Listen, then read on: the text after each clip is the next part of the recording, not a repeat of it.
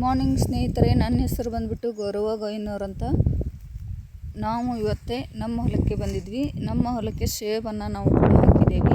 ಸೇಬನ್ನು ಹೇಗಿದೆ ಅಂದರೆ ತುಂಬ ಚೆನ್ನಾಗಿದೆ ಸ್ನೇಹಿತರೆ. ಯಾಕಪ್ಪ ಅಂದರೆ ಕರೋಗ ಕಲರು ಕೂಡ ಕಳ್ಕೊಂಡಿಲ್ಲ.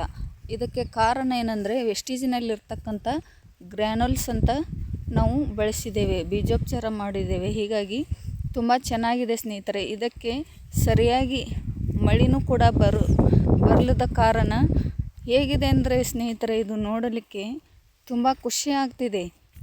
ಯಾವ ಥರ ಇದೆ ಅಂದರೆ ಕಲರ್ ಕೂಡ ಕರೋಗ ಇದೆ ಸ್ನೇಹಿತರೆ. ನೋಡ್ಬೋದು ನೀವು, ವಿಡಿಯೋ ಕೂಡ ನಾನು ಮಾಡಿ ತೋರಿಸ್ತಾ ಇದ್ದೇನೆ ಸ್ನೇಹಿತರೆ. ಮಳೆ ಆಗದೆ ಹಿಂಗೈತಿ. ಮಳೆ ಆಗಿದ್ರಂತೂ ಇನ್ನೂ ಹೈಟ್ ಬೆಳ್ತಿತ್ತು ಮತ್ತು ಪಗಲು ಕೂಡ ಇದು ಇನ್ನೂ ಬಿಡ್ತಿತ್ತು ಸ್ನೇಹಿತರೆ. ಇವಾಗ ನಾವು ಇನ್ನೆರಡು ದಿನಕ್ಕೆ ಟಾನಿಕ್ ಎಣ್ಣೆನೂ ಕೂಡ ಇದಕ್ಕೆ ಹೊಡಿತಿದ್ದೇವೆ.